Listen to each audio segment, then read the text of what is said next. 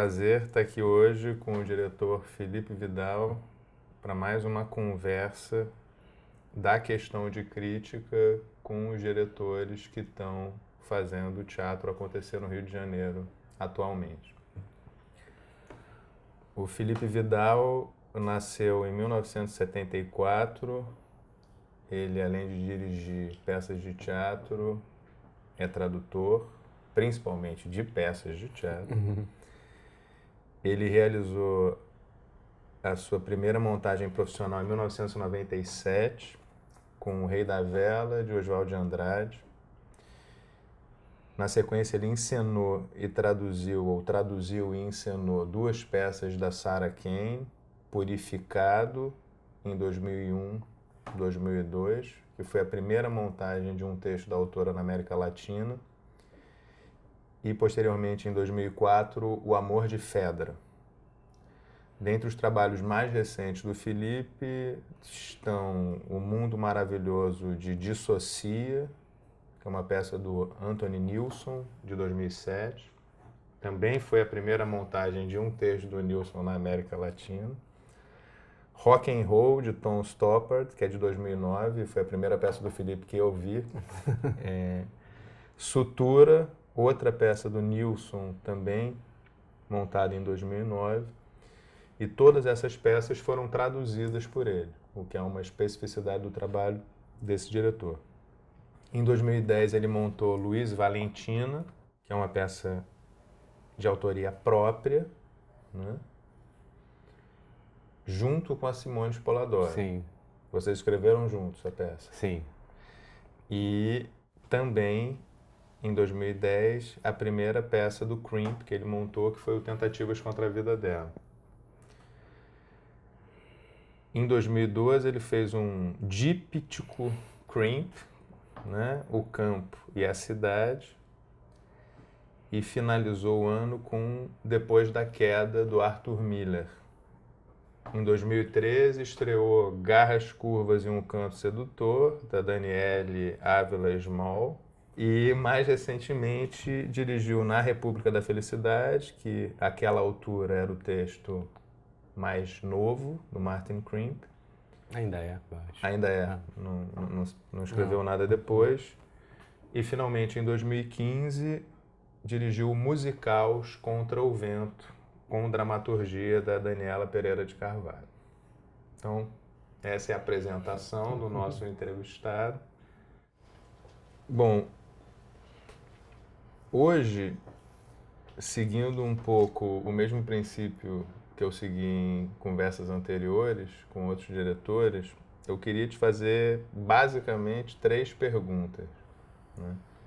A primeira pergunta seria: o que é ser um diretor de teatro?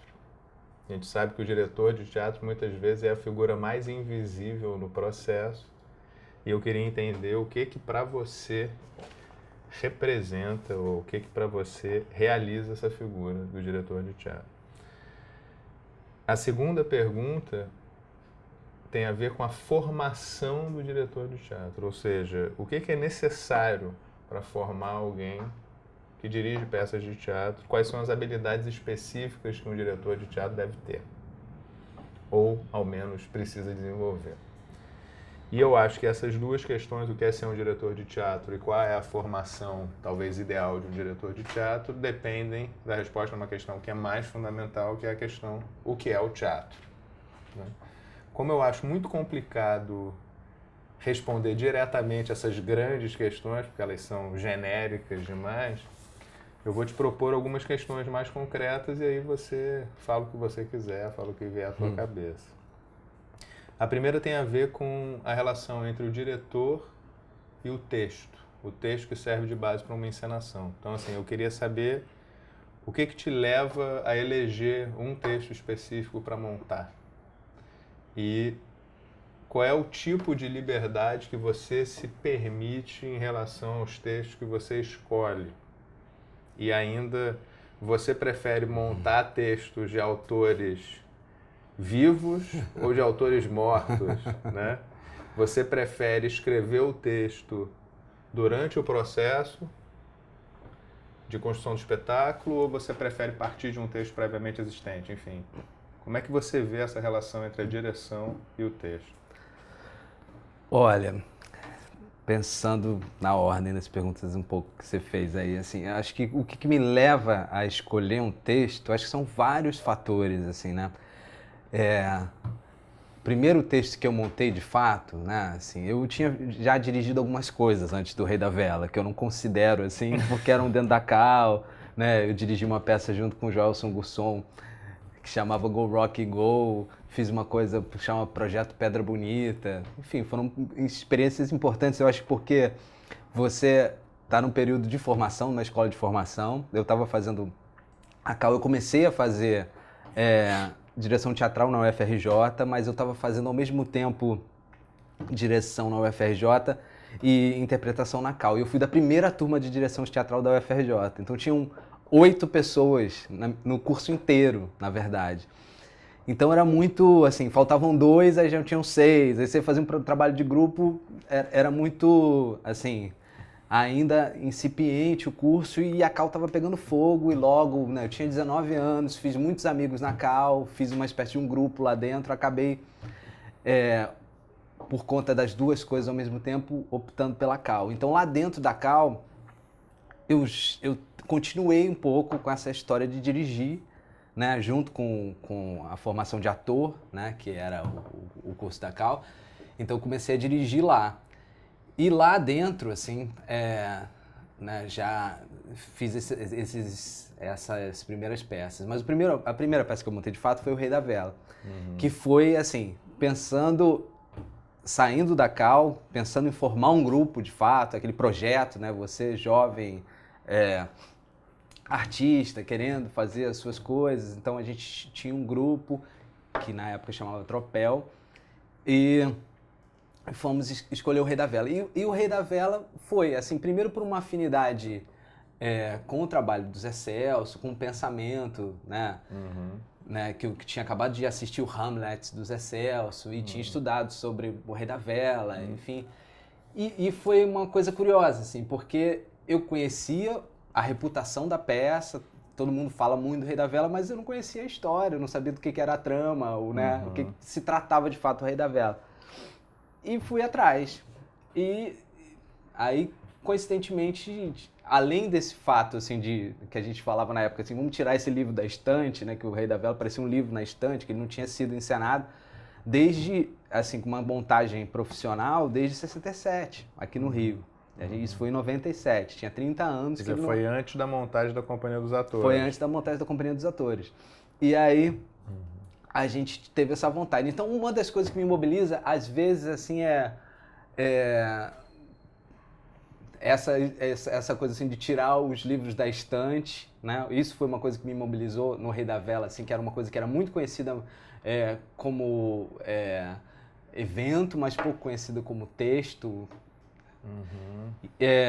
Isso foi num primeiro momento. Depois, o que começou a me mobilizar, assim, logo depois do Rei da Vela, foi de fazer um teatro assim que tivesse uma conexão com o que está sendo escrito agora, né? Um teatro mais contemporâneo, que foi quando eu caí na Sarah Kane, que se suicidou aos 28 anos, mas nasceu em 1971, é uma autora da minha geração, né? Eu nasci em 74, então assim tinha uma empatia com a maneira de escrever naquele momento, assim, um texto com diálogos curtos, referências à música pop, aos quadrinhos. Então isso era uma coisa que, para mim, já tinha a ver com uma coisa que é muito cara hoje em dia, que é uma conexão com o público, né? Assim, de entender, assim...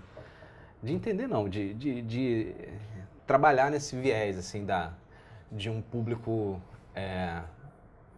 de hoje em dia, falar coisas que tinham a ver com aquele público da época que eu vivo. Isso foi uma coisa que me interessou. E aí, isso, né, foi virando também uma questão, assim, que não é só da escolha meramente do texto, assim, porque também fui me interessando por trabalhar na tradução, como você falou na apresentação.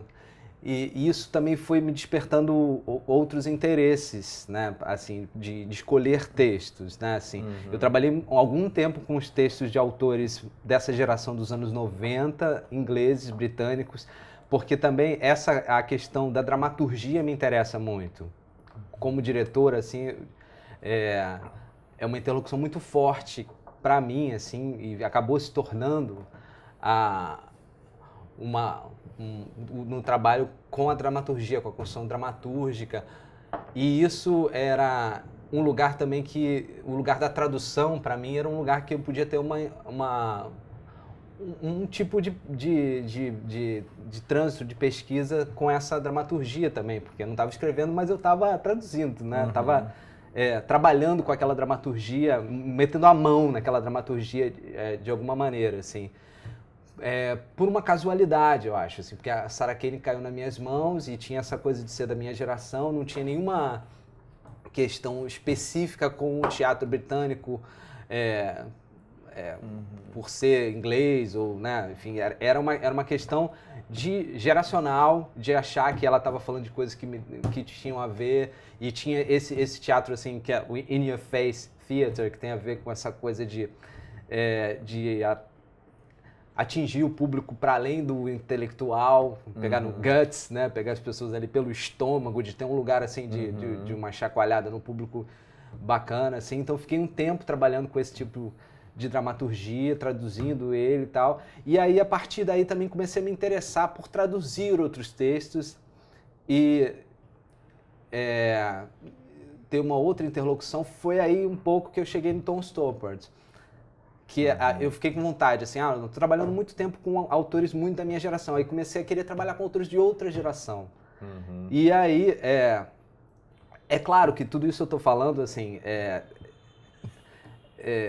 uma coisa mais ampla em relação aos textos, né? Porque eu tô falando da Sarah Kane, mas eu escolhi um texto da Sarah Kane, que era o Cleansed, que era o que eu queria dizer naquele momento, questões sobre o amor, a radicalidade do amor, enfim. Mas tem uma outra questão da pesquisa dramatúrgica que me mobiliza também.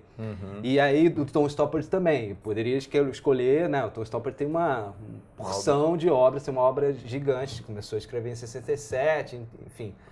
Mas me caiu nas mãos também o Rock and Roll, que era o último texto dele na época também. Gosto também dessa coisa de trazer textos inéditos, que não foram montados, tal, assim. Então era o texto mais recente dele e que falava de música, que é uma coisa que me é muito assim, próxima, é muito importante para mim, para o meu trabalho também, e de política, né? A peça tinha isso, assim, que é uma coisa que me interessa também. Então, veio primeiro por uma questão, assim, da relação da dramaturgia, uma vontade de traduzir textos, de meter a mão, assim, em textos de autores de outra geração, com outro tipo de estrutura dramatúrgica, que não eram os diálogos curtos, mas aqueles bifes grandes, né? Aquelas falas enormes do Tom Stoppard. Então fui um pouco para aí. E aí, daí, eu posso dizer também que uma parte da escolha dos textos, essa questão da pesquisa dramatúrgica, de um certo tipo de trabalho de linguagem na dramaturgia me interessa. Foi aí que eu fui cair no Martin Crimp, que também era um autor inglês, que a gente ouviu falar, eu e a Daniele Ávila Small, minha mulher e minha parceira de trabalho. A gente ouviu falar do Tentativas contra a Vida dela, do Attempts on Her Life, do Martin Crimp, um workshop que a gente fez do Sinisterra, né? Que é um cara que, além de ser um dramaturgo importante, né, catalão, ele é um pesquisador e um teórico de dramaturgia contemporânea muito, assim, ativo. Ele se interessa muito. Nem sei agora como é que tá, mas, assim, no começo dos anos 2000, assim, nesse período até 2007, 2008, assim, pelo menos ele vinha muito aqui no Brasil, estava dando muitas workshops. Eu fiz 3 workshops com ele sobre dramaturgia contemporânea. Alguns textos dele foram montados aqui. Alguns textos foram montados aqui, ele trouxe uma coisa da dramaturgia espanhola, é um cara que tem uma importância nessa cena carioca recente. E aí ele falou do Attempt on Her Life como um exemplo de um tipo de dramaturgia que era o que estava me interessando naquele momento, que tinha era uma explosão das possibilidades da palavra, da cena, né? Falava ele estava citando o exemplo lá naquele momento, falando que era uma peça que falava sobre uma personagem ausente o tempo todo. Mas tem essa questão do crimp, né? Formal, assim, de não tem personagens, são travessões, né? Toda vez que muda um travessão, muda um ator. Enfim, isso foi me estimulando muito a conhecer a peça e também, assim, toda vez que... É claro que eu só me mobilizei a produzir, a dirigir uma peça quando ela me interessava para além do formal, né? Assim, pela própria temática, pelas coisas que ela estavam sendo ditas, assim, mas tem alguma coisa da forma, da estrutura que me interessa. Então a gente caiu no Crimp e montamos o Tentativas contra a Vida dela. E aí, a partir daí, o Crimp foi uma empatia, digamos assim, né? Quase obsessiva, né? Porque eu acabei montando 4 textos do Crimp. E de pensar em todas as possibilidades que ele traçava ali. E uma coisa que eu acho que é interessante nessa dramaturgia britânica, que me interessa em particular... O Crimp é de quando? O Crimp é um cara... Ele nasceu em 1956, faz 60 anos agora, mas começou a escrever no meio dos anos 80, final dos anos 80. Ele é um pouquinho antes da geração da Sarah Kane, um cara que começou nos anos 80. E tá aí super ativo até agora, até hoje, né? O Na República da Felicidade, né, foi de 2012, eu acho que ele escreveu, mas não sei se ele já escreveu outra coisa, mas ainda não foi encenado. Mas o que eu acho que é interessante de colocar é que, assim, esse tipo de dramaturgia tem uma explosão formal, tem várias pesquisas e possibilidades e trabalhos, articulações dentro da dramaturgia, mas elas sempre tem um flerte com o drama, né? Tem uma coisa ali assim que é ainda com o personagem, né? Assim, isso me interessa. Tem peripécia, né? Estender as possibilidades do drama, mais até do que, né, se convencionou chamar de não dramático, né, pós-dramático, né? Por conta do Lehmann e tal. Isso assim, me interessa mais essa dramaturgia que esbarra no drama, que estende o drama, que esgarça o drama, que faz assim com ele, assim, né? A gente tem algum flerte, assim. E o Crimp me pareceu um lugar muito interessante, né? Um cara, uma obra, um dramaturgo muito bacana para poder explorar essas possibilidades todas, assim, porque ele tem uma obra muito plural, assim, né? Tem umas como Campo, que é quase um thriller, parece, né? Se um diretor quiser montar aquilo como uma coisa realista, ele pode. Vai se equivocar muito, vai ser, eu acho, lamentável, mas poderia, porque tem um personagem, um nome, uma situação, uma mulher que vem... Mas aquilo tudo que tá, aquelas lacunas, aquelas faltas, o que não é drama é que me interessa dentro disso, assim. E isso é muito poderoso, assim. Acho que o Campo, por exemplo, é um exemplo forte disso, que parece muito, né, um thriller psicológico, mas não é nada disso, assim, não tem nada de psicologismo, não tem nada de, né, os personagens não são construídos nessas bases, né. Enfim, isso tem esse viés. Aí depois, nesse lugar assim da tradução, também acabei indo para o Depois da Queda, em outro lugar de pesquisa, pensando nessa coisa do drama, de trabalhar com uma peça que é de um cara que é um autor reconhecido como um papa assim, do drama americano, do drama psicológico americano, numa peça que, na minha opinião, não tem nada disso. Assim. Talvez até ela seja uma peça um pouco rejeitada e assim, pouco montada, muito por conta disso. Para além da questão da Marilyn Monroe, né, que ele coloca ela como, né, assim, uma pessoa humana com suas questões ali, com, né, assim, sem ser o mito, né, da Marilyn, né, de quebra um pouco, desmonta um pouco esse mito da Marilyn. Tem várias variáveis aí, né, se estava com raiva ou não, ele quis se desculpar, enfim, isso talvez para os americanos isso seja uma questão, mas eu acho que para o resto do mundo essa peça não ser tão encenada é porque ela é uma peça que, na minha opinião, ela tem questões assim formais que a gente consegue elaborar melhor hoje em dia, depois, né, de todas as outras peças pós-dramáticas e questões, as lacunas que tem, a questão do que é real, do que não é real, principalmente pensar numa abordagem não psicológica dela, né, mais psíquica. Então era uma vontade de trabalhar um autor, né, papa do drama, com uma outra abordagem que não fosse psicológica. E isso vamos dizer que uma vertente, assim, né? Porque teve o Creep e tal. Agora, outra coisa que me interessa muito é a criação de dramaturgia na sala de ensaio, assim, como foi o Luiz e Valentina, como eu fiz outras peças que não estão citadas aí, assim, que a gente fez em 2004, 2005, algumas peças ainda com o grupo Tropel, que eu assinava a dramaturgia e elas criadas na sala de ensaio, mas me atendo ao Luiz, assim, a gente começou pensando em falar sobre esse mito da estrela, tal, né, da star, e aí partimos de duas questões, que eram de dois objetos, né, assim, a Valentina, personagem do Crepax, né, dos quadrinhos eróticos do Crepax, e a Louise Brooks, que foi inspiradora da Valentina, a Lulu, a personagem Lulu, foi. Então a gente começou a trabalhar a partir dali.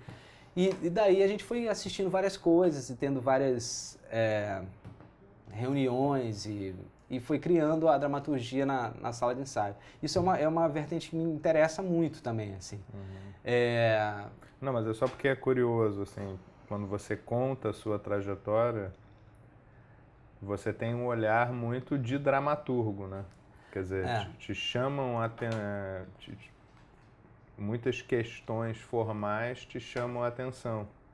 E aí eu sei lá, quando você fala assim, e aí rolou um lance com o Crimp, né? É como se o Crimp estivesse escrevendo para você naquela época. Né? Tipo, ô Crimp, eu tô precisando escrever uma peça, escreve aí para mim, né?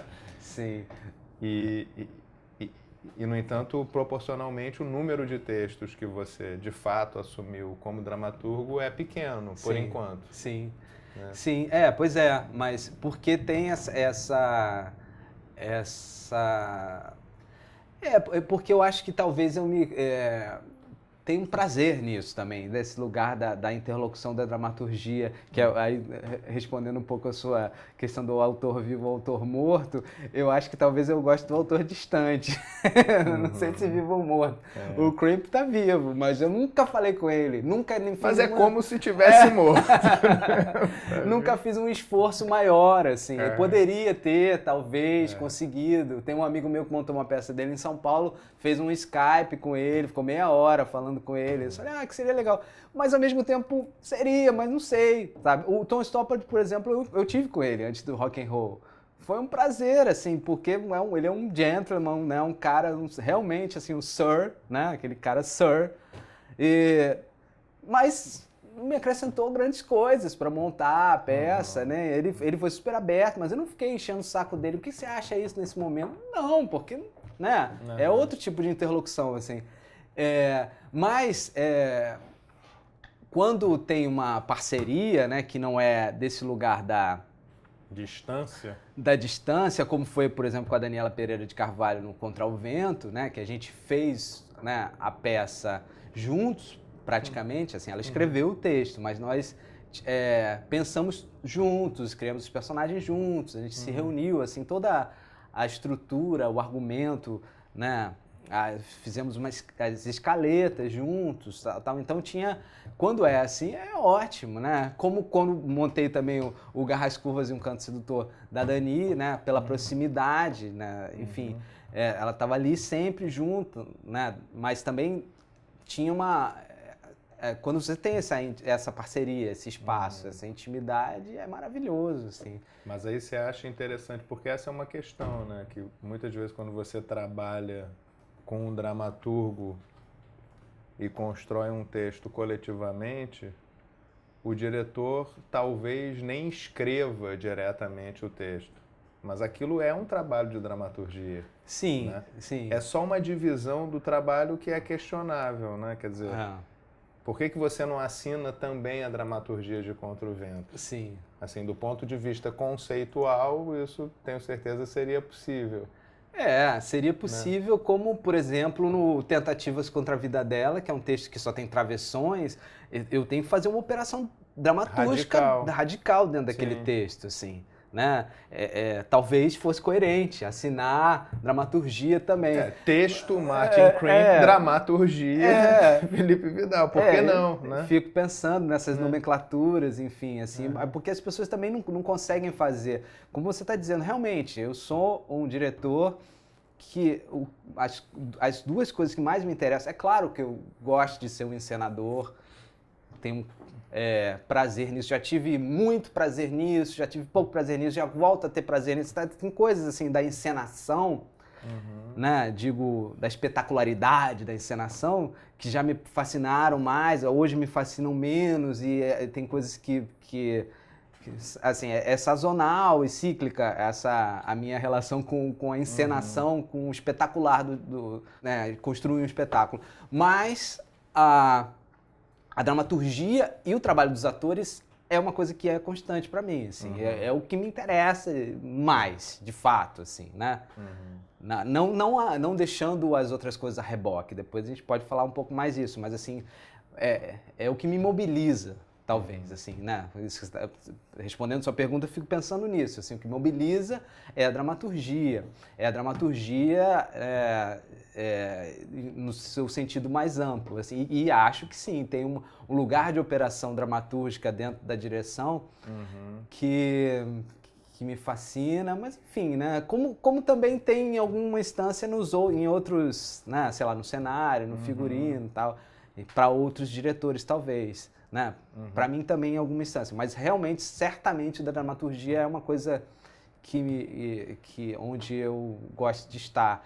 Tanto é que, assim, poucas vezes eu fiz espetáculos ou peças que eu não tinha prazer de fazer, que não foram escolhidos por mim. E que você não operou dramaturgicamente, né? Seja traduzindo, seja adaptando. Né? Talvez, assim, o Garras, mas que tinha uma proximidade muito grande com a dramaturga, né, a ponto de, né, de entender que...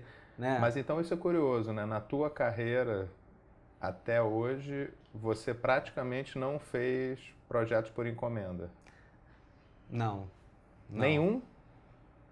Nenhum. Pô, isso é extraordinário.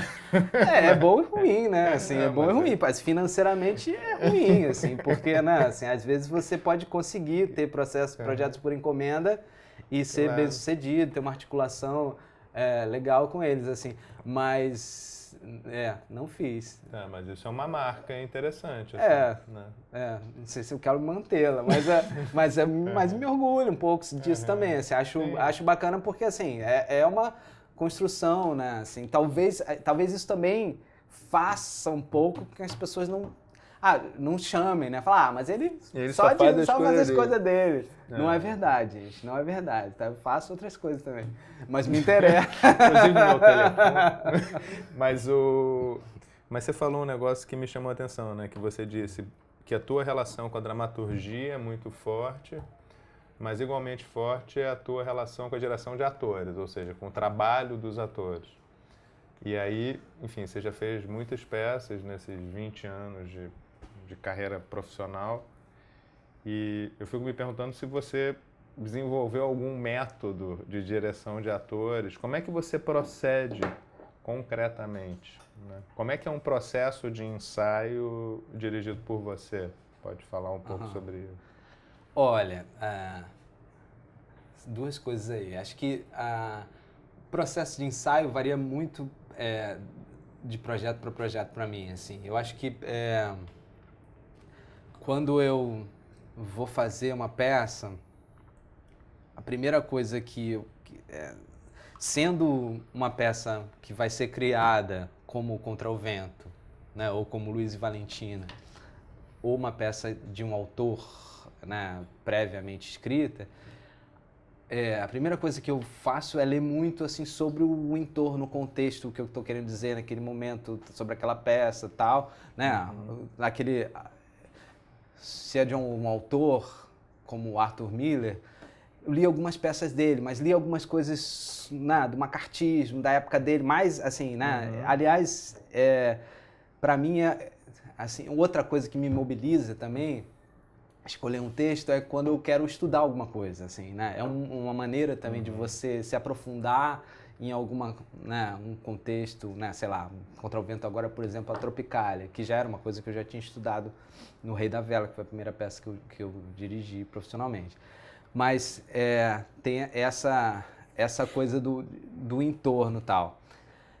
Mas eu tento ir para a sala de ensaio assim, sem nenhuma coisa prévia, encenação prévia na cabeça. Assim. É claro que é mentira isso, né? É mentira, você tem várias ideias que depois você acaba fazendo. Mas eu tento fazer isso, assim, e realmente, cada vez mais, tento fazer com que as coisas aconteçam ali, assim, né? Junto com os atores e tal, assim, né? Tô dizendo que é mentira porque tem uma parte, né, que você, claro, tem uma ideia ali antes, depois, ou durante, mas realmente tento ir para a sala de ensaio o máximo possível zerado, assim. Então, cada processo é diferente do outro, assim. Não tem muito uma fórmula em relação aos processos de trabalho, assim, das relações com os atores e tal. Assim, acho que uma coisa importante, assim, para mim, é ter um ambiente de trabalho saudável. Isso, assim, para mim é uma condição, assim. Mas o que seria um ambiente de trabalho saudável? Para muitas pessoas é um ambiente em que você leva o outro à loucura. Não é esse. Não é esse leva o meu, o ator assim. até o não limite. Não é esse o meu. É num lugar de cumplicidade, de respeito com os atores. Né? É claro que em algum momento, né, você sabe que vai ter, né, um fio desencapado aqui, outro ali, não sei o quê, mas que seja um lugar que está todo mundo afim de fazer aquilo. Né? Essa coisa eu acho que um pouco, né, de fazer sempre os meus projetos, né, tem um pouco isso também, assim, de que as pessoas vão, você ter esse lugar saudável nesse lugar de não ser isso, assim, um desafiar o outro, um ofender o outro, ter esse espaço de respeito. Isso para mim é muito importante, assim, né? Um lugar de um lugar acolhedor. E que esteja todo mundo afim de fazer aquilo, sabe? Apaixonado na medida do possível por aquela obra, por aquilo que a gente está fazendo, por aquele projeto. Quando você chega para ensaiar, você tenta não deixar com que as primeiras ideias que você teve lidando com o texto sirvam como determinantes absolutas do processo de ensaio, né? Você tenta chegar com a cabeça aberta, com a cabeça limpa, né? Dentro do possível, é claro. No entanto, se você opta por fazer isso, se você opta por não trazer muitas coisas previamente decididas, isso gera uma demanda específica para os atores. Né? Então, supondo que você tem ali um texto que você escolheu trabalhar, muitas vezes, possivelmente, um texto que você já traduziu, um texto que você já adaptou, você já operou aquele texto de alguma forma, dramaturgicamente, e você chega para ensaiar. E aí, como é que é? né? Você pede para os atores improvisarem, você distribui os papéis logo ou não, você fica durante um tempo testando todos os atores até entender quem encaixa em que papel. Como é que você faz assim, na prática, concretamente? Todas as respostas acima. Mas, eu acho que depende, como sempre, né? Se depende do processo. Claro que assim, agora, de 2010 para cá, a gente... 2011, vamos dizer assim, mas 2010 já no Tentativas a gente já tinha um pouco essa levada. A gente, né, tem a nossa companhia, né, nosso coletivo, complexo duplo, né, que a gente chama de uma companhia porosa, no sentido de que tem atores que transitam por ali, mas são muitos deles os mesmos, não os mesmos em uma obra e na obra seguinte e tal, mas enfim, tem um grupo, um núcleo de atores que estão sempre por ali, assim, né, parceiros, né, como em qualquer companhia coletiva e tal. Então, isso é uma parte da resposta. Isso facilita porque, assim, já se tem um vocabulário em comum, né? Um repertório, uma gramática ali, assim, em comum, né? Isso que você está falando de workshops, não sei o quê. Quando a gente começa um trabalho, às vezes a coisa se atém ao próprio objeto do trabalho, ao texto, ao tema, né? Como no Contra o Vento, por exemplo. Né? Embora no Contra o Vento tivesse muitos jovens atores, mas tinha uma galera que já trabalhou comigo, como o Luciano, o Léo, o Guilherme Miranda, que não é... A gente nunca tinha trabalhado junto por coincidência, mas é meu parceiro de vida, assim, né? Colega de cal, a gente se conhece há 20 anos, tal, assim. Muita gente ali. Fora isso, né, o Tomás Ribas, a Aurora dos Campos, o Flávio Souza, são pessoas com as quais eu já tinha trabalhado. Mas na sala de ensaio, mesmo com os atores, a relação com os atores, tem uma parte que, assim, já tem uma intimidade construída. Quando isso não existe, tem alguma coisa que a pesquisa da própria obra. Por exemplo, no Rock and Roll, eu nunca tinha trabalhado com o Otávio Augusto, nem com a Gisele, nem com a maioria nem com boa parte dos atores ali, nem com o Thiago Fragoso e tal. Mas penso principalmente no Otávio, né, que é um cara abertamente, né, obviamente de outra geração, né, com agora 50 anos de teatro, na época 45 anos de teatro. E na Gisele, que não é tão distante assim, mas é um pouco, né, geracional, assim, pessoas que não me conheciam. Então, assim, o que eu acho que fazia com que... Eu também não... Eu cheguei no Rock and Roll, né? Eu dirigi junto com o Tato Consorte, mas fui eu que traduzi, o projeto era meu. Enfim, a gente também não tinha nenhuma... Nesse lugar, assim, chegar tentando estar com a cabeça aberta, com nenhuma coisa pré-concebida ali. Mas o que fazia com que a gente estivesse junto, né, essa coisa de um ambiente saudável, era a busca por aquela... o que o Tom Stoppard está querendo dizer com aquilo, né? A pesquisa junto, né? Assim, eu não faço um trabalho de mesa, também pensando nesse lugar, assim, né, mais concreto, né, do trabalho de ensaio, assim. Não necessariamente a gente faz um trabalho de mesa, assim, muito tido como trabalho de mesa, assim, vamos sentar, vamos estudar o texto. Assim, no Rock and Roll um pouco mais, por conta da estrutura do texto, das questões que eram levantadas e tudo isso, da gente também, né, não nos conhecer tanto assim. E talvez o Rock and Roll tenha sido a peça que a gente fez mais, assim, assumidamente um trabalho de mesa. Mas nas outras, o trabalho de mesa rapidamente já vai tomando um lugar, assim, de levantar e ter um ponto, um outro ator fica dando ponto e a gente já começa a interagir e trabalhar com o texto, mesmo que não seja um texto definitivo, se é um texto construído, se é um texto previamente escrito, como o Rock and Roll, como os textos do Crimp, é o texto, senão, às vezes são coisas, anotações, trechos, fragmentos, né, como a gente fez agora no Contra o Vento.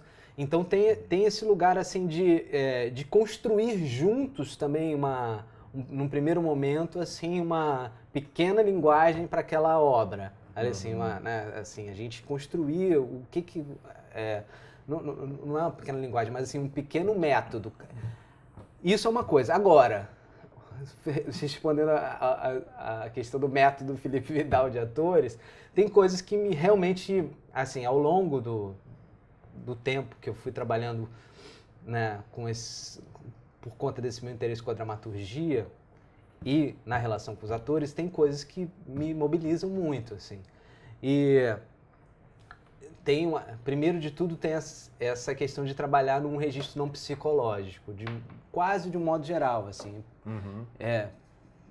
Por também ter escolhido esses textos, a gente já trabalha nesse lugar. E isso, por incrível que pareça, é muito difícil para os atores. Quer dizer, não sei se é por incrível que pareça, assim, né? Digo por incrível que pareça, porque eu já trabalho com isso há muito tempo e toda vez que vem alguém, por isso que é importante e interessante ter alguém que já conheça, né? Que já tenha trabalhado comigo, que já seja próximo desse universo, assim, do não psicológico, porque toda vez que chega alguém que não tem muita intimidade com isso, tem muita dificuldade, por conta da própria formação, de como as escolas de teatro trabalham, né, com o método Stanislavski de uma maneira um pouco simplificada, né, assim, nesse Stanislavski americano, Actors Studios, psicológico, tá? Então, assim, é muito difícil mesmo assim, para os atores entenderem que isso não é a única tônica, a única maneira de trabalhar, tal, assim. Então, isso é um lugar que eu gosto de trabalhar do não psicológico, assim. Isso a gente fala sobre isso e fica batalhando isso. Às vezes é um pouco abstrato para algumas pessoas, aí você tem que dar exemplos, mas é caso a caso, dentro da própria obra ali, assim, você vai trabalhando no que está acontecendo ali no ensaio, naquele momento. Isso é uma coisa. A outra coisa é a relação do texto com a música. Não com a música da trilha, mas com a musicalidade do texto, assim. Né? Tem uma... O Creep é muito bom para isso, assim, né? Por isso que também eu acho que, não à toa, eu escolhi de dirigir 4 peças do Creep, porque as peças do Creep têm isso, assim, né?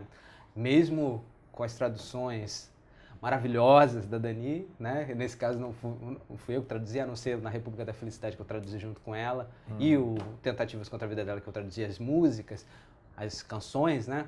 Mas ela tem uma intimidade já muito grande com o Creep, assim, e consegue reproduzir a musicalidade dele de uma maneira, não sei se reproduzir, mas tipo, interpretar a musicalidade dele de uma maneira muito potente. E aí, trabalhar a música no texto é um desafio interessante, é uma onda bacana assim, pra gente também, porque é um pouco diferente do trabalho tradicional também de trabalho de texto, a lá Imagem da Palavra, de Glorinha Burt-Miller, que é maravilhoso, mas que, né, tem um nicho importante ali para ele, assim, eu trabalho com ele também, mas assim, o outro lugar que a gente trabalha com o texto, com a palavra, é um lugar que não é da imagem, é o lugar da melodia, do que aquele texto, assim, digo que não é da imagem, porque assim, não é importante o que cada palavra quer dizer naquele momento, não é? Né? Ontem, amanhã, hoje, não é isso, é outra coisa, assim, o bloco, aquela música, aquela musicalidade te leva para outro lugar, assim. Eu tenho muito mais facilidade de acompanhar um texto, assim, como espectador, do que com a imagem da palavra hoje em dia. Então, para mim, isso vai nos dois lugares, assim, eu como diretor e como espectador daquilo que está sendo dito ali. Então, aí uma analogia que a gente faz é com a ópera, que por exemplo, os textos do Creep têm isso muito claro, mas aí eu trabalhei isso também no Depois da Queda, trabalhei isso no Garras Curvas, que tem momentos que tem o recitativo, né? Você tá ali, e tem os momentos que tem as áreas. E os momentos que tem as áreas são diferentes dos recitativos, né? A musicalidade, a dinâmica, o andamento, é tudo diferente. Então, isso assim, é falado, né? A gente combina isso, assim, Isso é um princípio metodológico. É um método, isso é um método, né? Já é uma coisa assim que foi uma analogia que eu encontrei que foi muito importante para todo mundo entender, perceber do que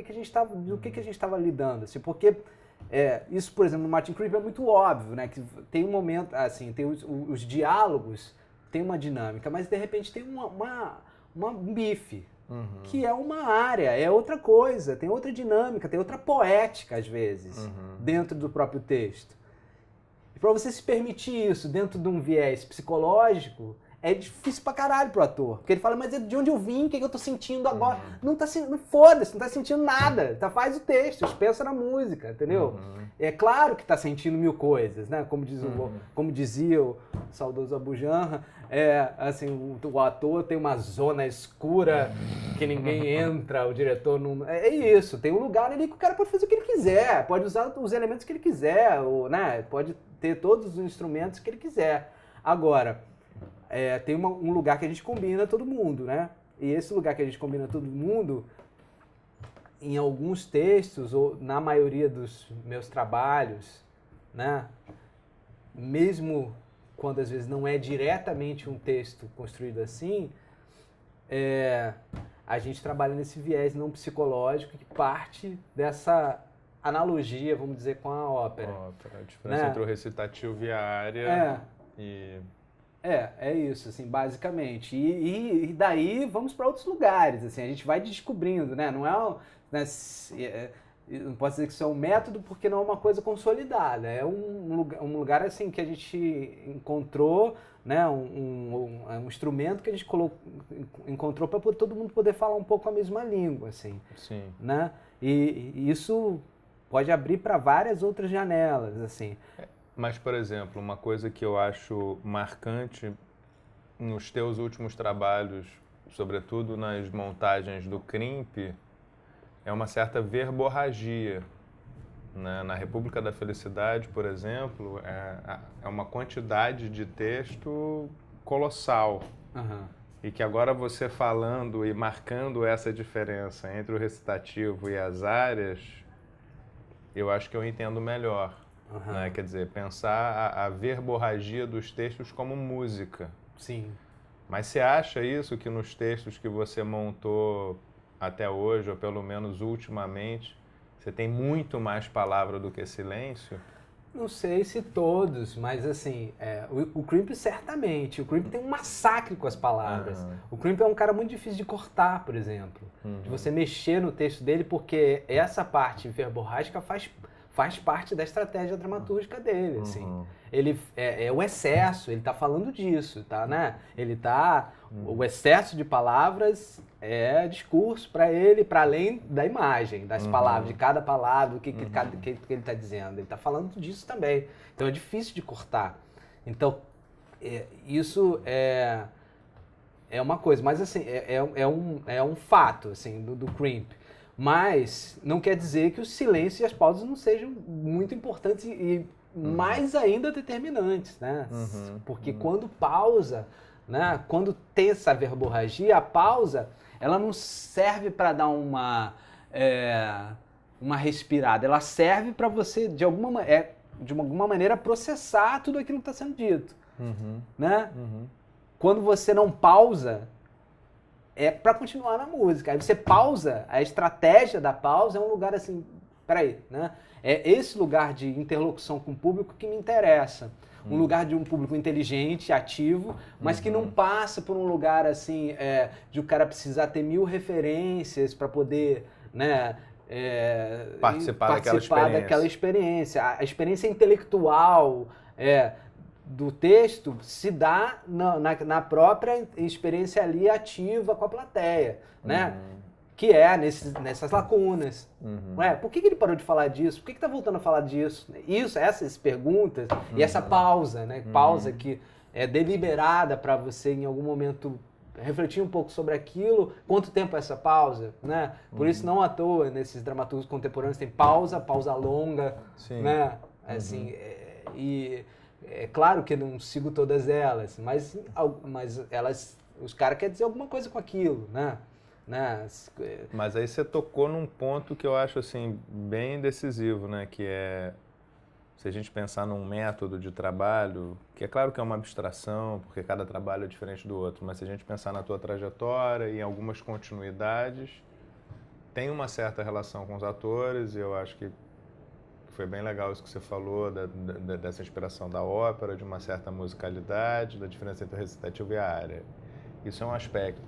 Mas tem também a direção de espectadores, né? O Hitchcock dizia isso, né? Num filme como Psicose, eu não dirijo os atores, eu dirijo o público, né? Então, assim, e aí eu fico me perguntando como é que você pensa essa relação com o público, essa direção do público, porque dependendo do público que você projeta, do público que é construído pela cena, você vai ter diferentes sentidos políticos para o teu trabalho, né? Então, assim, a pergunta simplificadamente seria o que é o público de teatro para você? Olha, tem uma coisa curiosa, né? Que só falando eu fiquei pensando aqui, né? Eu sou de Bom Sucesso. Eu morei em Bom Sucesso até os 22 anos. Comecei a fazer teatro com 18, 19. Mas, quer dizer, eu comecei a fazer teatro dentro do Pedro II, em São Cristóvão. Não era o Pedro II Maitá, o Pedro II São Cristóvão. Assim, né? Show de talentos. Né? Aí o que você vai fazer? Eu fiz vestibular de biologia, passei para a faculdade de biologia, entrei para a faculdade de biologia com 16 anos. Tipo, o que é isso aqui que está acontecendo? Mas já tinha a coisa do teatro ali, mas não era uma... eu não ia muito ao teatro, eu não era público de teatro, eu não assistia muito teatro, tinha visto algumas coisas esporádicas da minha vida, Irma Vap, caralho, incrível, umas coisas, mas não era um cara que ia pro teatro sempre, porque não tinha, né? Em Bom Sucesso não tinha teatro, num tempo teve o Teatro Suan, mas aí tinha aqui... Por falta de roupa nova, passei o Ferro na Velha, umas coisas que eu ia ver, com a Henriqueta Brieba, incrível. Show Trair e coçar é só começar. Totalmente, assim, essas coisas, né, que eram incríveis, mas assim, e eram muito esporádicas e sazonais. E aí, às vezes, ia ao teatro no centro, no Teatro Dulcina, no teatro, né, teatro do centro da cidade, muito poucas vezes ia no teatro na Zona Sul. Então, assim, não sou um cara que fui criado no teatro, nem teatro infantil, eu não ia ao teatro infantil. Então, minha relação com o teatro, como público, é tardia, assim, né? E eu, claro que agora, né, desde que eu comecei a fazer teatro, dos 19 anos até agora com 41, eu vi muita coisa, vejo muito teatro, assim, muito, muito mesmo, assim, né? Então, claro que minha relação mudou, mas eu tento partir desse cara de Bom Sucesso que viu teatro muito depois, assim, né? A minha experiência não é a minha experiência do teatro é do maravilhamento, não é do cara de saco cheio de uma coisa chata, burguesa, entendeu? Tem esse lugar. Então eu quero manter isso, assim, né? Assim, o que é como dirigir? É claro que eu tenho o lugar de interlocução muito forte com a plateia. Porque, para mim, assim, é bom ver teatro, é maravilhoso, é incrível. Eu quero que aquelas pessoas, quaisquer que sejam, achem incrível aquilo. Agora, no lugar do respeito, né, do espectador emancipado, de você saber que você está tratando aquela pessoa com respeito, uma pessoa não é como um ignorante, um idiota, que precisa ser tutelado, que precisa ser... Então, tem um lugar assim disso, do desafio, né, intelectual, que não passa por, né, ter altas referências, de você estar com um cara ativo ali.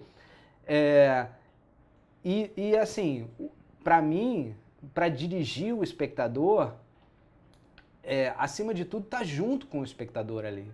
Você tá o tempo todo junto, mesmo com uma peça que às vezes, em princípio, pode parecer muito obscura ou sofisticada, como na República da Felicidade, eu parto do pressuposto que essa é uma peça muito simples, que assim, eu posso fazer em qualquer lugar. Eu não acho que eu só posso fazer na República da Felicidade, para iniciados. Eu adoraria fazer na República da Felicidade nas lonas. Aliás, são os melhores públicos para as peças que eu tenho feito nos últimos tempos. Infelizmente, eu nunca fiz nas lonas, mas assim, no centro da cidade, né?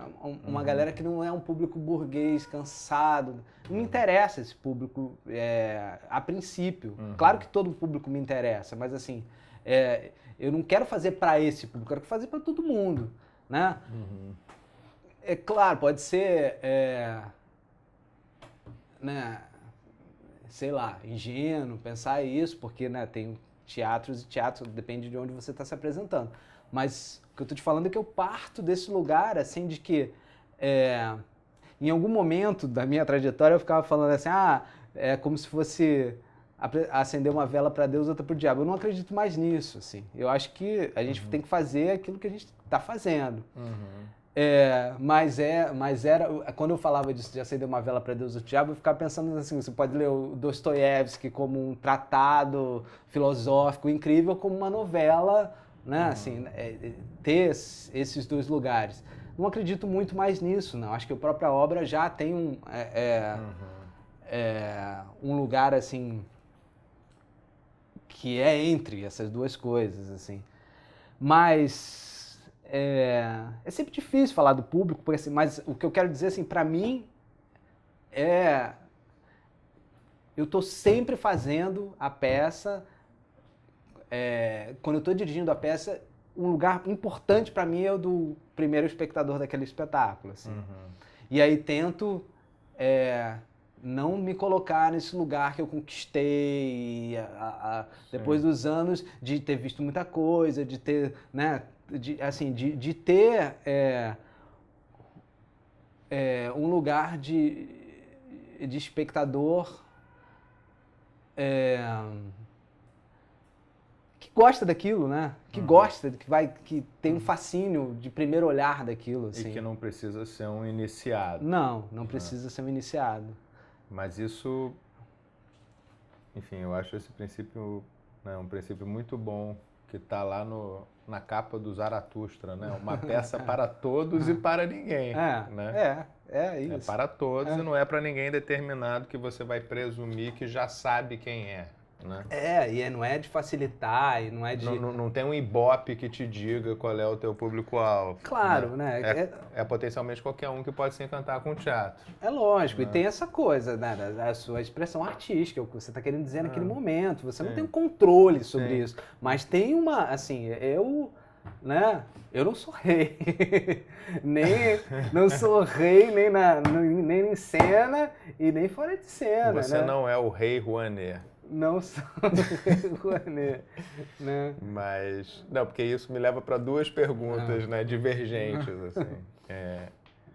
Falando em Rouanet, né, quer dizer, você já está trabalhando há 20 anos aí, teatro profissional, como é que são os teus esquemas de produção mesmo, né? Como é que você consegue financiar os teus trabalhos? Pensando historicamente, você dependeu muito dos editais, que editais? Eu acho isso um documento histórico importante, tá? Estamos em 2016 e é importante saber como é que as pessoas que fazem teatro conseguem fazer. Então, eu acharia legal você falar um pouco disso. Mas, junto com essa pergunta, tem a pergunta pelo assim chamado público especializado, né? Que são os críticos, que são os jornalistas, que são pessoas que socialmente têm muito poder na hora de determinar que espetáculos merecem ser financiados, que espetáculos merecem ser convidados para um festival. Então, a minha pergunta seria, como é que você até hoje fez para financiar os seus trabalhos e qual é a relação que você tem com a crítica? Seja a crítica jornalística, seja a crítica que de alguma maneira tenta trabalhar mais junto com os artistas, né? Olha, a coisa de financiar os espetáculos, de uns tempos para cá, assim, né, você vai fazendo, né, aí as pessoas vão entendendo que você não está de brincadeira, que você está ali construindo uma trajetória, então começa a ter uma certa história, você começa a ter possibilidade de ganhar um edital aqui, outro ali, né? Assim, porque durante muito tempo fiz na marra, né? A gente fazia na marra, com o que dava, com muito pouca grana, com quase nenhuma grana, com a grana que a gente tinha, botava do bolso, o purificado, né, que tá aí super, né, importante no meu currículo, como primeira montagem na América Latina da Sarah Kane, a gente fez com uma grana que a Cristina Flores tinha, né, de uma herança que ela tinha do pai dela, e depois eu recebi um dinheiro, não sei mais de quê, e a gente juntou. Assim, ela pagou aqui no Rio, eu paguei em São Paulo, que era, sei lá, isso em 2001 era R$3.000, sabe? Uma coisa assim. Então, já fiz muita peça assim, né? A gente vai fazendo, e ainda hoje, assim, né? Eu já fiz... Mesmo rock and roll, que foi uma peça que teve uma importância determinante na minha carreira, a gente fez com muito pouco dinheiro, a gente ganhou um edital da Caixa Econômica. Eu só consegui viabilizar mesmo por conta da parceria da Bianca de Felipes, que bancou estar junto ali e tal, e viabilizou com várias, né, com a estrutura que ela já tinha lá de produção, e a gente depois fez o SESC de São Paulo, não sei o quê, mas tanto é que depois a gente não conseguiu ir mais, mas assim, a gente teve uma grana da Caixa, que na época, sei lá, nem sei quanto foi, mas era, sei lá, 120 mil em 2009.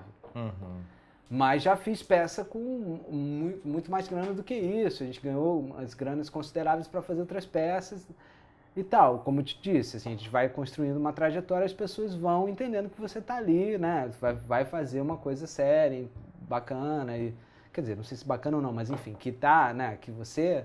São os profissionais São do profissionais métier, que vão fazer um projeto com uma seriedade tal que mereça ter um dinheiro no edital. Mas, por exemplo, a gente fez o Garras e depois, assim, 2 anos não estava pintando dinheiro nenhum, assim, porque é muito... A gente depende muito de edital, a gente depende totalmente de dinheiro público, né? Isso é uma questão mesmo pra gente, né? E aí, para você continuar fazendo fora desse esquema, você vai e faz, né? Como a gente fez na República da Felicidade, com uma grana do Sesc Copacabana, que é muito menos do que a gente precisava, mas a gente estava querendo fazer a peça naquele momento, juntou as pessoas, vamos fazer? Vamos fazer. A gente tinha uma grana do Sesc que é como eles compram apresentações, né? Não era uma grana para produzir a peça. Então, as estratégias são muitas. Em relação à Lei Rouanet, já usei algumas vezes, principalmente quando a gente está fazendo peça no Centro Cultural Banco do Brasil, né? Que aí precisa disso para... Eles exigem isso. Mas assim, nunca consegui captar pessoalmente a partir da lei. A gente tem a lei e aí, agora vamos captar. Mentira, para não dizer isso, uma vez a gente conseguiu com o Duplo Cream, que não foi com a Lei Rouanet, que foi com a lei do ICMS. Né? Que foi com a Vivo em Cena, que foi uma parceria bacana também, que fez os 2 crimps lá pra gente, e ainda a gente não conseguiu botar uma grana na ocupação do Glaucio Gil, que a gente, que eu e Dani éramos diretores artísticos do Glaucio Gil em 2011, 2012, que isso foi uma coisa muito importante também para a minha carreira e para a consolidação da gente como coletivo, do Complexo Duplo, né? De ter ali não só trabalhar um tempo com as nossas coisas dentro de um espaço de teatro, que pouco a gente fez isso, na verdade, mas mais interagir com a cena nacional durante 2 anos, ter 60 espetáculos naquele tempo que a gente ocupou o teatro ali. Então, teve essas 2 importâncias, né? Essa interação e uma consolidação de um trabalho que a gente fez lá dentro da ocupação, o Duplo Crimp e o Depois da Queda. Mas em relação a conseguir os dinheiros, os patrocínios, assim, nada garante, né? É sempre uma luta. E aí muitas vezes você tem que fazer as coisas na marra para continuar fazendo, né? Para continuar fazendo, porque também no final das contas, né? A gente tem que viver, a gente precisa pagar as contas e tal, mas a gente não faz isso só por causa da grana, né? Sim. né? É claro que seria maravilhoso se a gente tivesse uma estrutura, né, só de subsídio, que pudesse fazer com que a gente pudesse fazer as peças que a gente quisesse durante um tempo e tal. Mas isso é muito difícil, né? Então, acho que a perseverança faz com que as pessoas legitimem e continuem, né, financiando ou dando oportunidade para os seus trabalhos. Mas nem sempre isso é o suficiente. Então, às vezes, você tem que encarar de fazer o que você está a fim de fazer um trabalho, você faz, né? Agora, em relação à crítica, tem uma coisa, acho que curiosa, né, assim, que agora nesses últimos tempos, desde 2008, né, eu sou muito ligado à questão de crítica desde a sua gênese, né, assim, porque...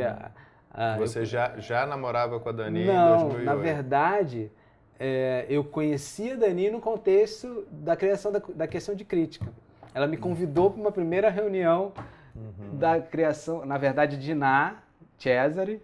Ela me convidou, né, porque a Diná estudou comigo na Cal, e aí me convidou para uma reunião e eu conheci a Dani nessa época, enfim, aí namoramos, estamos juntos até hoje, mas estou próximo à questão de crítica desde a sua criação.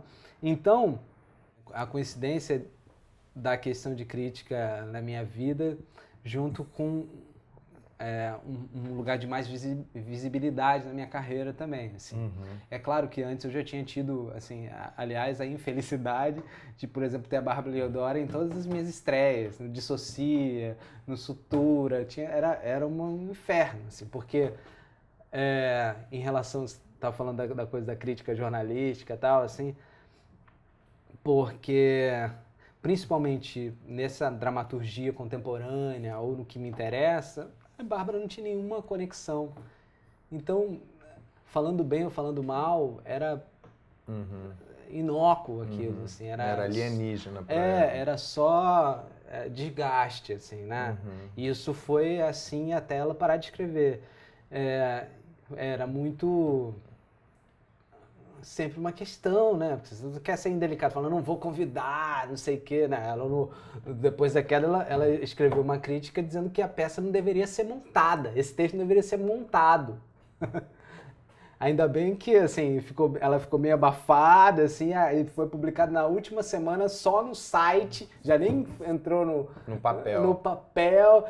Mas, enfim, né? Porque eu acho que também as pessoas... A Bárbara estava muito senil no final da carreira dela, né? E ela deveria ter parado muito antes, porque ela teve uma importância muito determinante como pesquisadora durante um tempo, mas ela como crítica, toda a minha vida ativa de diretor de teatro, só era uma figura nociva e ponto. Mesmo quando ela falava bem ou mal, enfim. Então, esse lado da crítica... antes de eu ter contato com a questão de crítica e depois também da crítica jornalística, tinha essa figura da Bárbara, que era bastante nociva, assim. Então, antes de uma coisa que me fez me aproximar da questão de crítica era justamente isso. Assim, não, crítica não é isso, né? Não é isso, não é ficar falando mal, é horrível, fulano é péssimo, ou sei lá, esses adjetivos... equívoco, inexplicável. Exatamente. Agora, em relação à questão de crítica, que é assim, a crítica que me interessa muito nesse momento, assim, a minha relação é muito interna, né? Assim, que na verdade tem um problema, por um lado, assim, porque... por exemplo, em relação ao prêmio, questão de crítica, que seria um lugar de interlocução, eu não posso concorrer, não sei o quê, mas que é muito sobrepujado pela maravilha que tem a interlocução com constante. Vocês o tempo todo, constante, com todo mundo, da questão de crítica, e o que proporciona também para fora, né? E de eu ser um colaborador assim colateral, né? Eu já colaborei mais efetivamente na revista, agora, né, sou mais colaborador estrutural, dirijo o prêmio e tal. Isso para mim não tem preço, assim, né?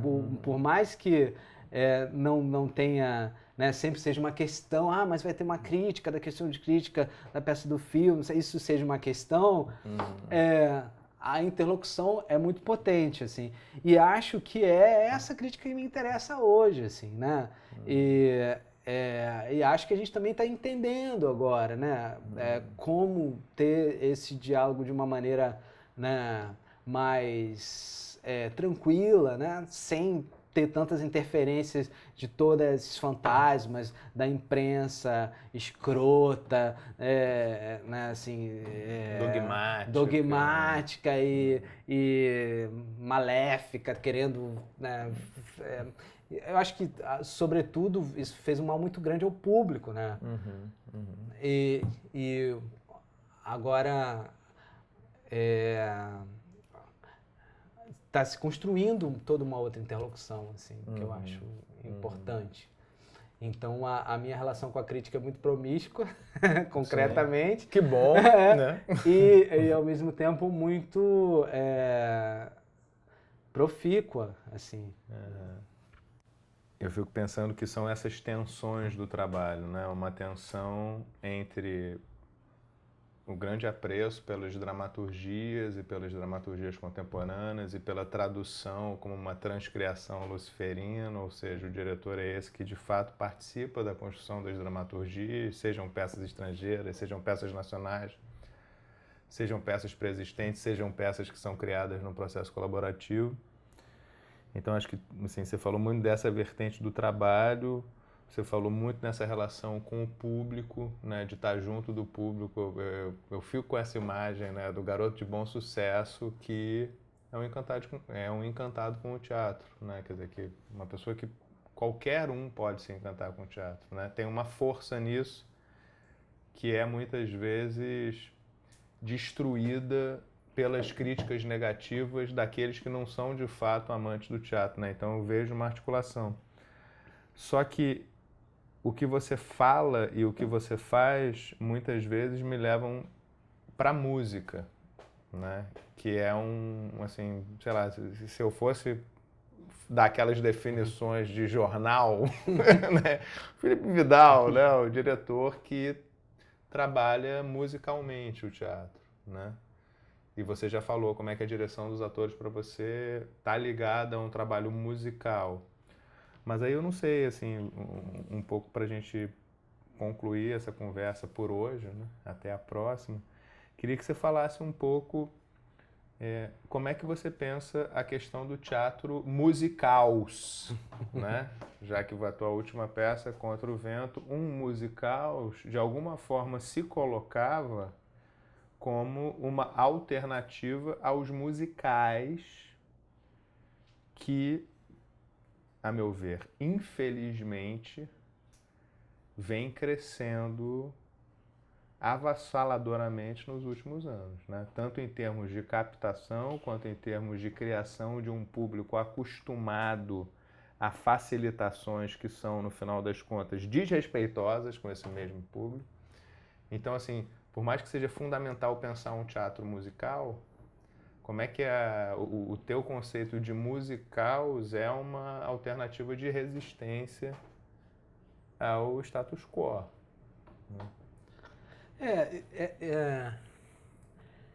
Antes de falar do conceito de musicals, vou falar um pouco da gênese do Contra o Vento. Assim. Acho que era um pouco inevitável em algum momento fazer uma peça que fosse abertamente uma peça musical, porque eu já venho fazendo isso, flertando com isso há algum tempo, assim, né? Dentro da minha própria obra e pelo fato de eu me interessar por música, de compor e de, enfim, ter isso como um foco, um interesse, de fazer trilha para outras pessoas. Eu fiz algumas trilhas, né, para umas peças da Daniela Pereira de Carvalho, não coincidentemente, fora do meu trabalho de diretor e tal. Então, a música me interessa muito, e a música me interessa muito, como eu disse, dentro do próprio trabalho para além das melodias e das canções, né, a musicalidade do texto, né, e essas analogias que são possíveis de fazer com o trabalho de ator, mas a música também me interessa muito, assim. E eu vi aqui em algum momento, assim, antes, por exemplo, da República da Felicidade, eu estava secando a música dentro do meu trabalho, porque eu achava que a música era truque. Era truque, era golpe emocional, assim, e é uma coisa que estava me interessando menos, né? Estava falando da coisa também do espetacular e da encenação. Eu gosto muito pouco, me encanto muito pouco pelo truque ou pelo espetacular só, sabe? Assim, né? Acho golpe baixo, botar uma música bonita e falar um texto e as pessoas ficarem emocionadas. Ou, assim, tava achando em algum momento, tal. Enfim, né? Isso começou a ser uma questão para mim, assim. E aí eu comecei a falar, mas peraí, mas eu, assim, né, a música assim, uma coisa que me interessa muito. E ela vinha sendo muito esporádica, pensada dentro das minhas peças, vamos dizer assim, até na República da Felicidade. Que também tinha essa coisa de ter um segundo ato que todas as cenas terminavam com canções, mas era o próprio Crimp que tinha composto, né? Enfim, as letras, né? Então já era uma brincadeira com musicals, em um certo sentido. Mas tinha esse divórcio, assim. E aí, quando fui pensar num próximo projeto, me lembrei muito de que eu e a Daniela Pereira de Carvalho, a gente tinha um projeto de fazer uma peça sobre a Tropicália. Desde 2005, papo de bar, assim, no plebeu, a gente conversando, vamos fazer uma peça, vamos, sobre a Tropicália, vamos, vai chamar Contra o Vento. É isso. Aí ficou na gaveta um tempão, assim, e aí em 2013, acho que no começo de 2013, eu falei com a Dani, vamos fazer? Vamos. Aí começaram aquelas manifestações, toda aquela coisa, e a gente falou, não, então a gente vai fazer agora e vai fazer uma peça né, musical político, como os musicais dos anos 60 70, né? O lugar da expressão política no teatro, um dos lugares, era nos musicais, nos anos 60 70, e a gente estava fazendo uma coisa que falava dos anos da final dos anos 60, né? Então a gente ficou, né, imbuído disso, a gente fazer um musical político, né? Como o Arena Conta, Arena Canta, essas coisas todas, ou Opinião, enfim.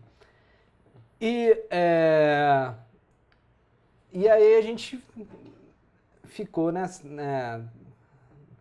pensando no Contra o Vento e tal, e quando fomos começar a fazer a peça, uma das ideias era ter uma banda em cena, mas não tinha vontade de seguir esse lugar por ser uma interlocução com os musicais dos anos 60, 70, assim. Tinha uma interlocução maior com show do que com um musical da Broadway, de coreografias, tal, né? Dancinhas. Né? E pensando assim, porque, né, de alguma maneira, esse lugar do musical da Broadway se apoderou do nome musical, né? Quando você fala musical, a pessoa pensa que é um musical da Broadway, que as pessoas têm as dancinhas e tal. Então isso começou a incomodar a gente, assim, né? Embora tenha alguns que eu goste, outros, enfim, não é uma coisa assim totalmente sectária, né? Mas assim, de modo geral, eu acho um saco esses musicais, assim, não me interessam, né? Talvez na Broadway sejam mais interessantes, talvez as filmagens, os filmes que tem sobre eles sejam mais interessantes, mas essas reproduções são sempre meio capengas, sempre meio, né, uma coisa assim que não me mobiliza. Mas para além disso, assim, a gente queria fazer uma peça de teatro musical e pensando que o teatro musical é muito além disso, mesmo hoje em dia, né? Tem musicais de samba, né?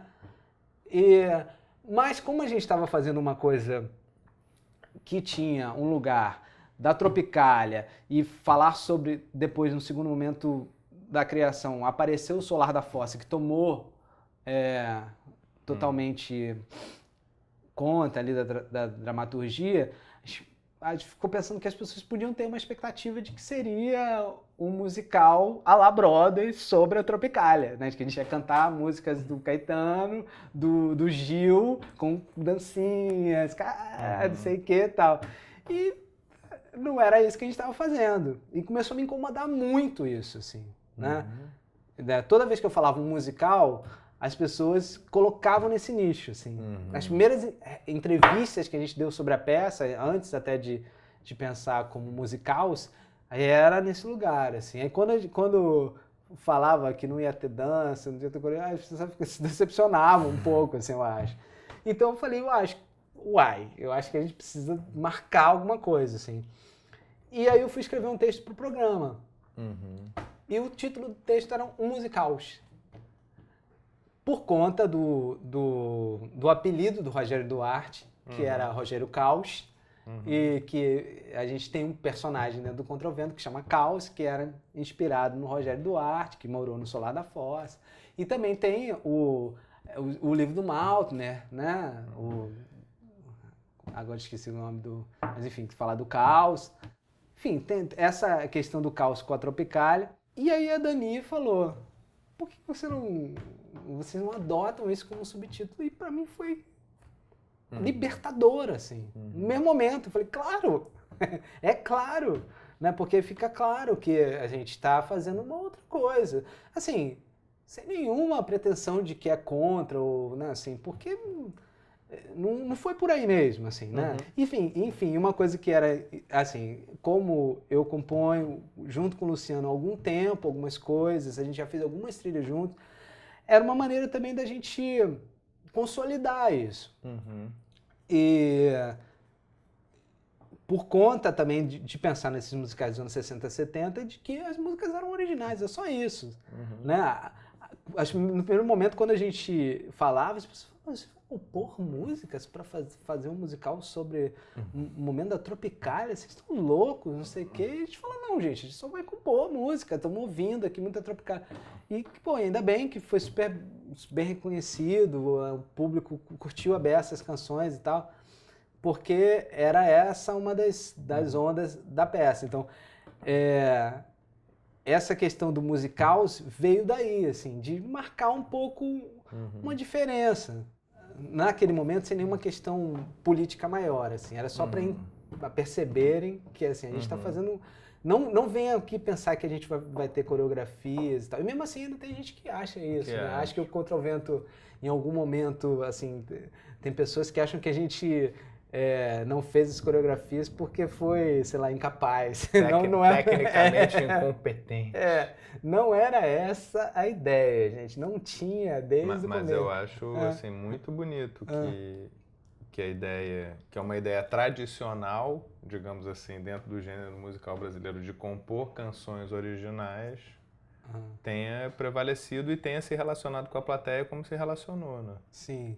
A gente ficou muito feliz. Porque eu acho isso uma atitude de resistência à empatia de ficar tocando aquelas músicas que todo mundo já conhece, do Tim Maia, da Cássia Eller, né? Quer dizer, não que isso seja proibido, que a gente queira aqui dizer o que pode e o que não pode, mas assim, é muito interessante poder construir coisas.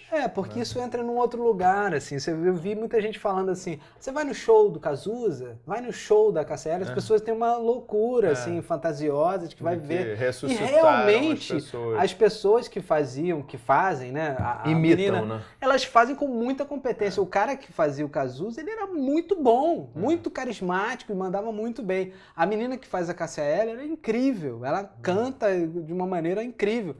Mas não era esse lugar que a gente queria entrar, assim, era outra coisa, assim, porque, enfim, era dentro de estabelecer uma relação com o público de teatro a partir de uma peça, né, assim, que, por acaso, tinha música, como, sei lá, nos anos 60 e 70, assim, e era uma coisa que a gente assumiu, assim, e gosto da ideia de sofisticar esse conceito, agora daqui para frente.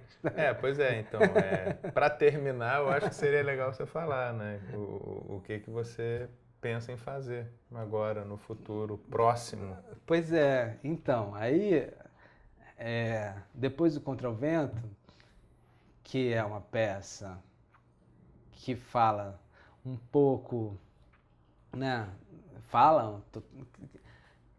é uma peça que fala de hoje em dia, na verdade, mas, né, tem um contexto de 1967 até 1969, teve há um tempo atrás, o Tom Stoppard, aí, voltando a todas as conexões, né? Conectando as coisas todas. O Tom Stoppard escreveu uma peça que chamava Dark Side, que é uma peça sobre os 40 anos do Dark Side of the Moon do Pink Floyd. E ele escreveu uma peça para rádio, para BBC 2, que ela usava todas as canções do álbum, mas não era um musical, tanto é que é uma peça para rádio, né? É uma peça como uma peça do Tom Stoppard, com questões filosóficas, tudo isso, assim. Né? Só que as canções eram tocadas na ordem do álbum, e todas elas. E aí, eu fiquei com isso na cabeça. Eu falei, pô, que legal isso, né, cara? Que incrível. Seria bacana a gente pensar numa coisa assim para um disco, para um disco brasileiro e tal. E muito também na coisa desde na República da Felicidade, depois com Contra o Vento, de pensar na perspectiva de a gente está fazendo, na verdade, é claro que, né, a gente está fazendo musical, é isso, né? Vamos se apropriar do nome. O nome não é exclusivo do musical da Broadway, não é. Musical é musical, né? Quando pensa em música, a gente pode chamar de musical. Mas enfim, sofisticando a discussão ou tentando ir para outro lugar, pensando na história de fazer uma peça com canções, né? Tem cenas e tem as canções. E aí fiquei com essas duas coisas na cabeça. E como Contra o Vento falava do contexto dos anos 60, 70, que é um contexto que me interessa muito, né? Eu estudei muito, as músicas me dizem muito respeito, eu gosto muito das canções do Caetano, do Gil, dos Tropicalistas, do Chico, enfim, um lugar musical assim que me formou muito.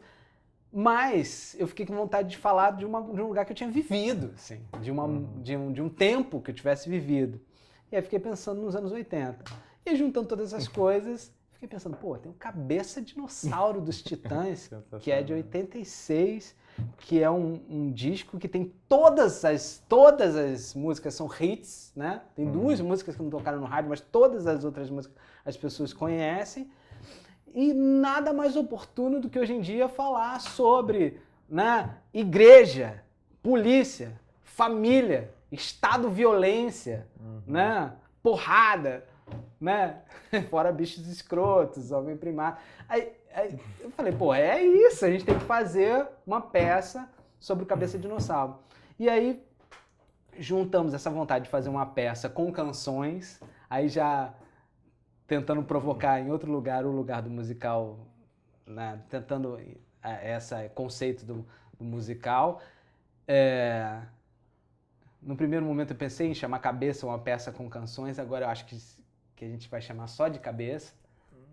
Uma peça com canções ficou na história interna, porque a gente também ficou muito a fim de trabalhar com teatro documentário, que é, né, o objeto de pesquisa da Dani, da tese de doutorado dela, e é uma coisa que tem mobilizado muito, assim, e a gente pensar na perspectiva de ter um espetáculo documentário sobre um álbum de rock, né, que é uma coisa que, assim, não sei se está rolando por aí, assim, porque a gente vê muito sobre momento da história. O momento da história, pessoas que viveram na ditadura, ou esse teatro documentário latino-americano, ou teatro documental, como algumas pessoas estão dizendo, né? Porque tem algum elemento que é um documento da história, ou um cara é filho de alguém, ou tem um livro que é o objeto daquilo. Enfim, Então a gente tem uma ambição de se filiar a esse gênero, não sei de que maneira ainda, né? Porque a gente também, como estava dizendo aqui, a gente vai entrar na sala de ensaio, né? Aberto às questões aí. Mas queremos muito estrear esse ano, porque acho que só faz sentido... Quer dizer, só não, mas faz muito sentido estrear esse ano, porque são 30 anos de lançamento do disco, né? Enfim, mas não é uma peça sobre os Titãs, é uma peça sobre a recepção da nossa geração de 40 anos do álbum e das temáticas do álbum e sobre a relação de rock com política. E a gente pensa em estrear em outubro. Não temos nada ainda, se alguém quiser ajudar. Mas a gente vai conseguir, a gente vai fazer. Nessa coisa também de que tem que fazer. E tem momentos que a gente tem que fazer. A gente vai conseguir, a gente vai viabilizar, a gente vai fazer. Né? Não, e nesse momento, mais do que tudo, a gente precisa fazer esse espetáculo. Assim. Mas tem uma coisa que hoje eu levei o meu filho no médico. E o médico perguntou o que ele gostava de ouvir.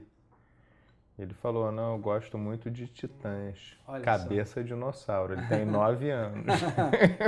Então, Olha assim, só. eu acho que é um prenúncio Vou falar de pro Paulo Meco, da comédia. de que, né, Eu estava conversando com o não Paulo. é só pra gente que tem 40 anos e que tava lá, né? É muito maior do que Claro, isso. né? Eu acho que o que é curioso, assim, é que eles conseguiram, muito jovens, fazer um LP, né? Na nossa época não falava álbum, né? Um LP que é muito universal, os temas são universais, assim, né? E muito maduro, assim, né? Para os garotos de 20 anos falar daquela coisa da igreja, da polícia, né? Do estado de violência, né? Enfim. E ao mesmo tempo tinha aquela coisa, né? Bichos escrotos, vai se fuder, né? Se você poder falar em 86, vai se fuder, é a mesma coisa do vai se fuder hoje, em 2016, né? Pô, então boa sorte. Valeu. Obrigado. Obrigado a você.